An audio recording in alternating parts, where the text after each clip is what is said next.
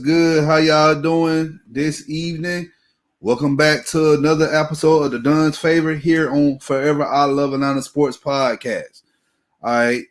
I got a special guest on with me right now, Chris Shepard from Stampede Blue podcast. How you doing, man? Let everybody know where they can find you. Yeah, like you said, my name is Chris Shepard. You can find me on Twitter at NFL Scheme, right for StampedeBlue.com. You can check out a lot of my work there. I don't just focus on the Colts. I hit up a lot of different teams, and I really try to break down scheme and personnel for every opponent that the Colts have. So that's kind of what I'm about. Good, man. I appreciate you could join me this evening, man. Look, the Falcons interviewed Morocco Brown earlier this week, and we just want to know more about him. We know he's the director of college scouting for Indianapolis, but people don't understand the talent that this guy evaluated to get on that Colts squad. But hey, you know better than we do, so go ahead and let everybody know, like, key players. You know, I'm pretty sure everybody know who Quentin Nelson is, but there's other guys too on that roster that he also scouted. Right. So the thing with Morocco Brown is he's the director of college scouting. So Chris Ballard's the GM. Below him is Ed Dodds. Chris Ballard hadn't really been – he's kind of taken a step back and let Ed Dodds run the show because Ed Dodds has kind of been that guy.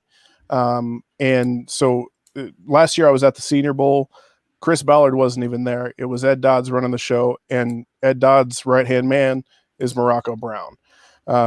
Morocco Brown, they think a lot of him, and he's the guy that's in charge of making sure that, you know, all the college prospects get scouted, they get organized, they do all that. He's gone through. He is a highly qualified candidate. He's been doing it for a long time, and he's been with the Colts, I believe, since 2017.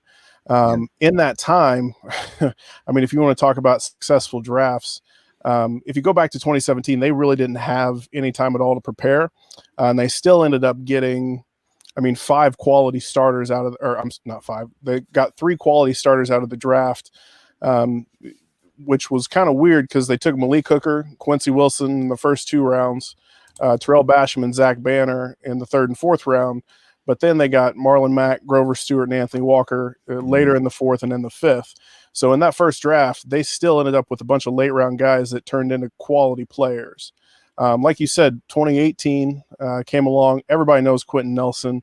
I mean, you watch Quentin Nelson's tape from Notre Dame, and I mean, that was a no brainer. Like you could have been blind and made that pick; it would have been fine.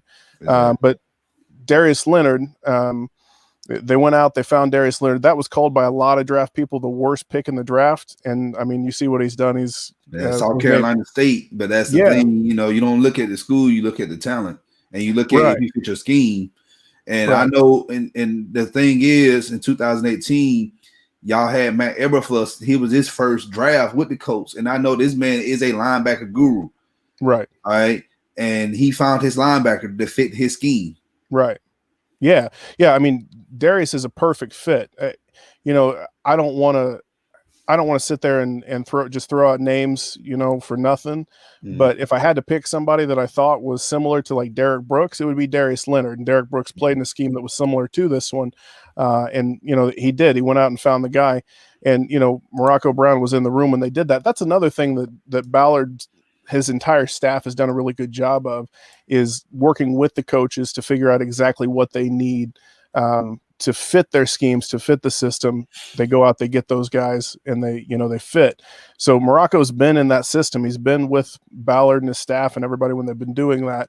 But even if you just look past, I mean, Quentin Nelson, Darius Leonard, Braden Smith's a guy that not a lot of people outside of Indy know about. He's a right tackle. He plays right tackle. Like, there's not a lot of accolades for those guys, but he's a solid right tackle. He's not great. Probably never going to make a Pro Bowl, but he could start for 10 years, and he's going to be a strong point. Drafted Naheem Hines. He's an NC. Was he North Carolina State? I think. But anyway, they've got Naheem Hines, solid 3rd down back. Kamoko Toure looked really good before he broke his ankle. He's coming back from that, still kind of slow. Tyquan Lewis is a situational pass rush guy. So 2018 was a huge draft for them. Moving to 2019. So I'm just going to go straight to the third round. Bobby Okereke is a name that not a lot of people maybe necessarily know, but they should. Darius Leonard's a guy that gets all the awards. Everybody knows him. You know, he flies around. He makes big plays. But Bobby Okereke is the most well-rounded linebacker on the Colts. And they picked him up in the third round out of Stanford. They got Kari Willis in the fourth. He's a solid starting safety. Their first pick in that draft was Rocky Sin. He's a corner. Rock's been up and down. I have hope that he can turn around his. I remember I wanted Rocky as well. So yeah, I mean, so there's games when Rock plays great, and then there's times when like his footwork's so messed up he just gets burned right off the line and it's over, and he just starts grabbing because he's beat. And then Ben Bandigu. Long story with Ben Bandigu, but he's been inactive for most of it. He looks like a bust right now. But 2019, again, they still got a few starters out of the deal. Good draft. 2020 is looking like another year. It's early. But, you know, I think everybody's noticed Jonathan Taylor and what he's been doing. You know, they went out and got him in the second round. And there's a lot of promise for this last draft, too. So really, if you're looking for somebody with that scouting, with the ability to put together, that has been in a system that's put together successful draft after successful draft, Morocco Brown's a good guy. He has that experience and he knows what he's doing. All right. Don't take him. Man. Man, look, man, we need somebody here in Atlanta. Hey, guys, thank y'all for joining us live tonight. I know Friday evening. I'm pretty sure y'all out and about. Hopefully y'all wearing your masks. But hey, if you're here watching, please let us know what you think about Morocco Brown coming potentially being our GM. But what's good, Wallace? Good seeing you this evening. But like I was saying, I loved how Indianapolis, how y'all turned things around after you know that 2018 season. Y'all got a new coach, new GM, and the talent that Ballard has under him, that staff is very similar to like what Ozzie Newsome had in Baltimore. And I compared. I know a lot of Colts fans and a lot of Ravens, they don't like each other because you know the history or whatever. But you know, I'm just comparing the front office because y'all fix the trenches. Y'all fix the trenches. Y'all fix y'all defense. Y'all didn't see Andrew Luck retiring. That messed y'all up last season, but y'all had a bounce back year by getting Phillip Rivers. We know he's not going to play forever. Y'all may be looking, I don't know, drafting this year or next year, but that, you know, that time will tell for that moment for Dobbs or whoever's going to still be there, or Ballard who's going to be there. But the problem with the Falcons right now it's been the organization and it has been the coaching, but Thomas Dimitroff, our former GM, he did not care about the defense. He did not care about the trenches. A lot of people here in Atlanta, and I'm talking about fans, is just they want Matt Ryan gone. I don't know why. You know, if you guys want to get rid of him, I'll take him off your hands. We'll send you guys a 7th round pick. It'll be fine, man. It'll be all good. Why would you say that? I mean, so look, Phillip Rivers has been good. Honestly, I was not a fan of Phillip Rivers coming to Indy. Didn't want him. I thought, man, this guy's old. Like, he played terrible last year, and he comes in and he surprised me. But the fact of the matter is, the dude's 39. I mean, you know, the Colts are built to win right now. Like, they got everything they need to win right now. And Matt Ryan, I've watched him. I studied the tape when the Colts played the Falcons. Was it last year? Was it this year? I don't remember. I studied it. And unless he's fallen off a lot in a year, like a lot, he's a guy that could come in and win games with the Colts. So, you know, if Falcons fans want him gone, you guys better be careful what you wish for. Man, I'm telling you. Yeah, he may not be great, but if you put a good team around him, that's a guy that can win you games. Exactly. Yeah. And I agree with you on that. The problem with Matt Ryan is not Matt Ryan, it's the play calling. Dirk Cutter just not a good play caller. You see Phillip Rivers moving from San Diego, well, the Chargers to Indianapolis. I give high praise to Frank Wright. Frank Wright is a quarterback whisperer. He played the position himself. He knows that, you know, that position. He helped Phillip Rivers, and I feel like he should win the comeback player of the year this year. That's just my opinion.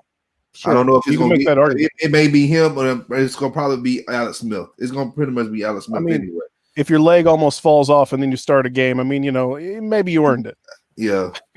By default, it's I ain't saying sympathy, but the man did do a comeback. He could have died from that. Right. Yeah. But no, Phillip Rivers did play a lot better this year than he did last year. I mean, hands down, you can't really argue it. Mm-hmm. Yeah. So, but just going back to the Falcons, and what we need is we need to address the trenches. And my audience, they know how I feel. Like the first round, yes, we're picking fourth. And the person I'm looking at right now, that fourth pick is Penny Sewell from Oregon. Mm-hmm. All right. I know some people, we don't need linemen. Yeah, we do. We don't need no quarterback. We need no lineman. And you can't move Matt Ryan because, the contract and all that, we're going to hit a dead cap. So I just will keep Matt Ryan for a few years. Right. Have him under a new regime, get him a better play caller, and see if he can play better. It could be what Aaron Rodgers experienced. When Mike McCarthy was still there the last few years, he was looking horrible. Yeah, he had injuries and everything, but here comes LaFleur. He's looking like an MVP again. Mm-hmm. It happens. Right. When you have better coaching around you. Right. And then you have a good GM that can surround you with better talent. And that's what that's why Morocco Brown, I feel like he can be a good GM for the Falcons. Yeah. So that actually your guys' situation right now, just the way you described it, sounds to me a lot like what Morocco Brown walked into when he came to the Colts. Obviously, the quarterback situation was a little bit different. Nobody wanted to get rid of Andrew Luck. We're still pretty broken up about the fact that he retired. I mean, it is what it is. But nobody, Matt Ryan is that situation's that situation. Mm-hmm. Outside of that, though, fixing the line, fixing the trenches, and fixing the defense, that is exactly what the Colts had to do from day one when they walked in. So Morocco Brown has been there for that kind of rebuild that happened fast. And if you have a top pick like that, he's seen what you can do. Chris Ballard's been really great about using the drafts and working up and down the draft board. So Brown's been able to see that. He's been able to see what he can do.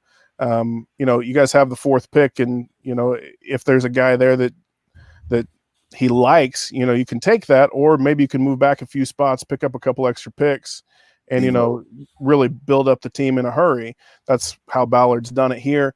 Maybe Brown stays where he's at. I mean, maybe there's a guy that's just too good to pass on. But I think Morocco Brown, based on what you've told me, he's seen that kind of rebuild before. And I hope he doesn't go, but if he does, I do think he'll do a good job. The dude's earned everything he's got. He's a good candidate, and I think he'll be a good GM, whether it's for you guys or for somebody else. Now, here's my take. I feel like we should trade our pick and trade out of the fourth. Mm-hmm. We have a lot of deficiency. We don't have a pass rush. Mm-hmm. We're light in the defensive line. We don't know who's going to be our head coach, right? And we don't know what scheme we're going to run on defense, right? But Tyler Davidson, one of our deep tackles that played alongside Grady Jarrett, too small, man. This man, I think he was 297. Mm-hmm. Like for one tech nose tackle, you got to be bigger than that, and we need some bigger guys. I'm not saying you draft a one tech nose tackle in the first round, because normally, unless you are Dexter Lawrence, type, you'll go in the first round like that. But we gotta address that position. We also need to address our edges. We need to address safeties. There's a lot of deficiencies on that defense that we need to address. Offensive side of the ball, only thing I'm looking at is that left guard spot, because Alex Mack, he's going to retire. Mm-hmm. And we got our center, Matt Hennessy, and we don't have anybody for left guard. Mm-hmm. So that's the only position I will address on offense. Mm-hmm. You make it address a running back in the early day 3, right? If you can. If not, shoot, I feel like if you build a good line, you can get an undrafted free agent to run behind it. Right. Well, I mean, you kind of can. I mean, there's a reason that you draft a running back. It's because Usually the better ones are taken early. But yeah, with a good enough line, yeah, you can take it back later, and he's going to produce for you until you can afford to take that earlier pick and get it. So, building up the lines is a good way to just strengthen your team all around. Exactly. Now, if he's hired here in Atlanta, he got to get Matt Eberflus and bring him in as a head coach. Man, he tried to take everybody.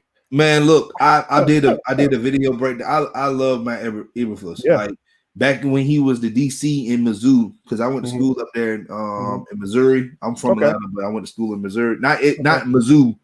I went to like HBCU that was 30 minutes down the road, but what's it called? Lincoln University.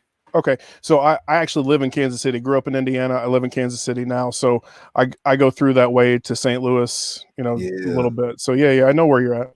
Okay, yeah. I ain't up there now, but like I was up there for 6 years. Sure. Like 4 years of school and then 2 years of college. And trust and believe, I always went to Kansas City. Kansas City over St. Louis any day because the barbecue is so good. Dude, the barbecue, man. And that's the thing. You trip and fall in a different barbecue spot every time you go anywhere. Yeah, it's everywhere. It's awesome. Exactly. Morocco sound like a dance. I hope he can dance good enough to get us some draft picks so we can be successful on defense. Get Matt Ryan and finally get Matt Ryan to defense. But I think he can. I mean, just with and like you said, it's scheme dependent too, right? If you guys were to get somebody like Eberflus, Morocco Brown's been drafting for that scheme recently, so it's not like he's even going to really have to understand what it is they're pulling in. I know. Did you guys have an interest in Robert Saleh from San Francisco? We interviewed him earlier this week. We interviewed him, I believe, Monday or Tuesday. That's another guy I like as well. He grew on me this year because in San Francisco they had all those injuries. Because last year I'm like, you got a lot of first round draft picks and like Pro Bowlers and all pro on your defense side of the ball. Of course you're gonna win. Of course your defense is gonna be top 5. Right. But for them to have a lot of injuries on that side of the ball this year. And he still produced a top 10 defense on that side of the ball. I feel like, hey, you need to be interviewed for a head coach. You earned my respect. Yeah, for sure. He's earned it. The thing with him is though, he's going to have the same scheme that you guys have been running. So I don't know if you view that as a positive or a negative, but it's that same, the same cover stuff 3. From Seattle. Yeah, the cover 3 Seattle defense. Yeah, he's going to be bringing the same thing. But the thing about him is the D-line. I feel like the D-line is going to be better. The D-line player will be better under him versus Quinn. Because you see what they do in San Francisco. Like they get to the quarterback. They put pressure on the quarterback. Dan Quinn, I don't know. And I don't know what he was doing. And then on top of that, we were drafting the wrong corners and DBs for we drafted guys that played man in college and try to convert them to be zone because we drafted them because of their speed. Right. You don't draft for speed. You draft if they understand the scheme. And I don't think Sherman ran a 4.54. I mean, what are you doing with speed? Exactly. Like you got to understand how to play cover 3. Right. Because it can be very difficult. Like I remember we had Devondre Campbell playing it, and he was confused. But he went out there in Arizona. He looking all right.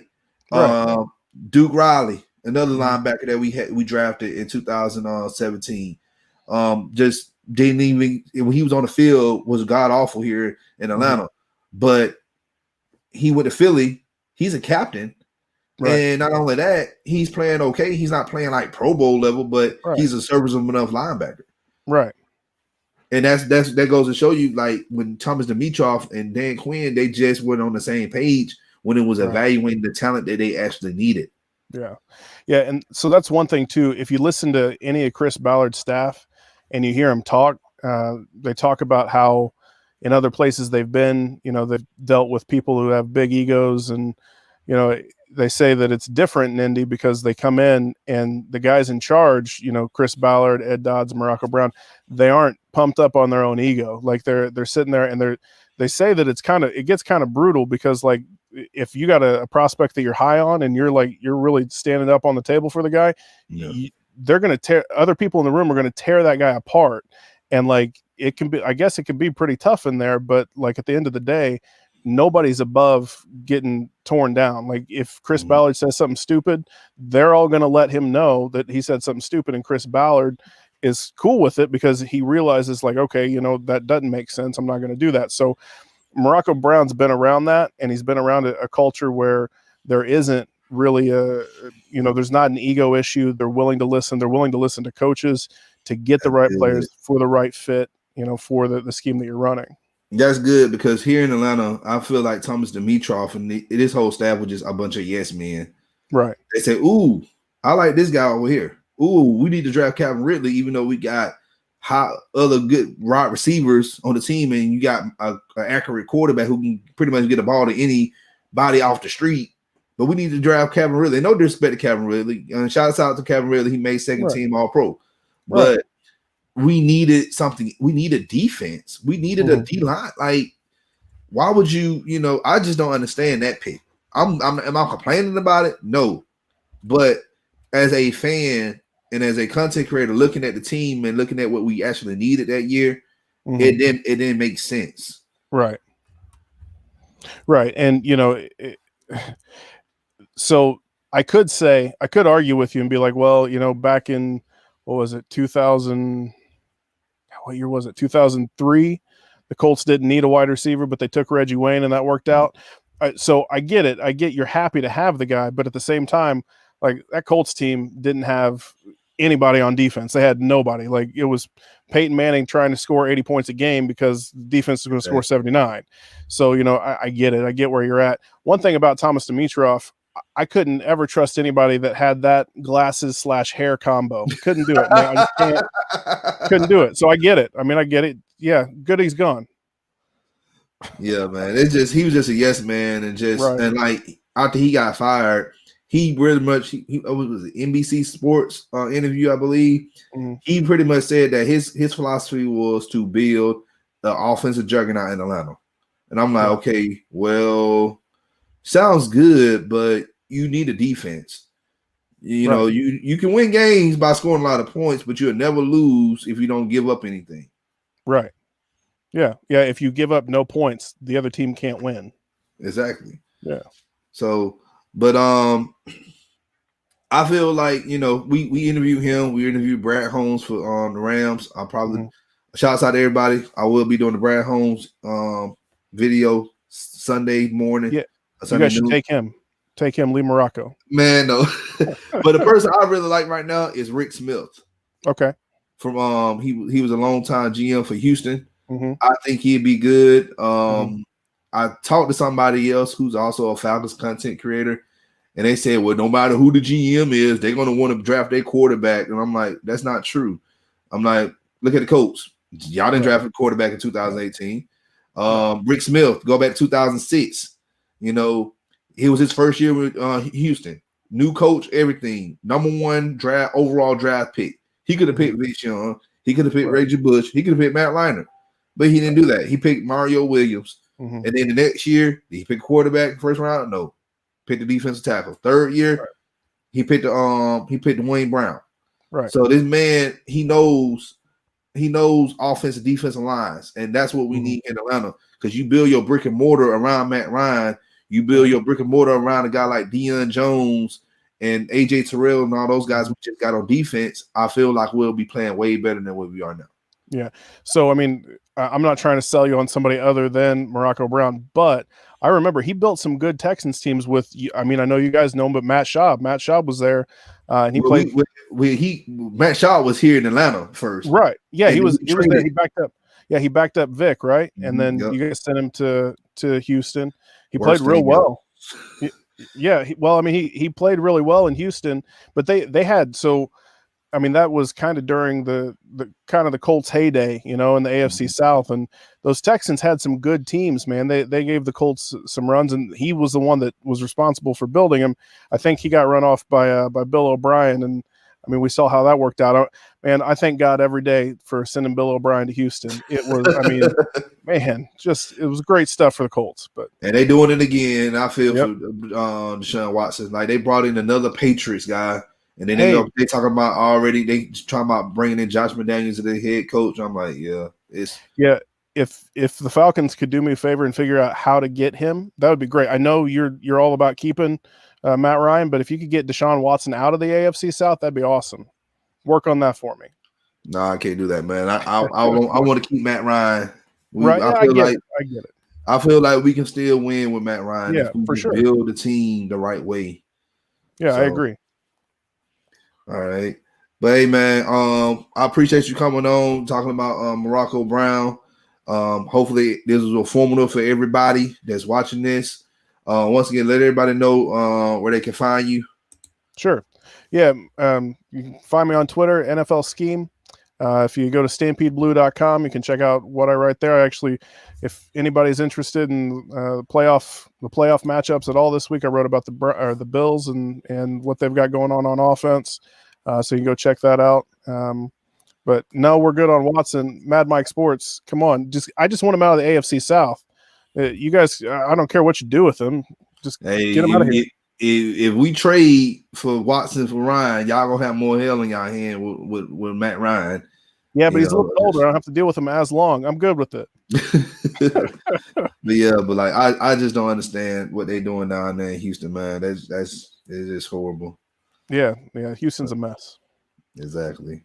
But thank you for coming on. Everybody who's watching, appreciate you. Everybody who watching this currently, appreciate y'all joining the live. I know it's a late Friday night. Y'all got better things to do with y'all lives, but y'all here with me.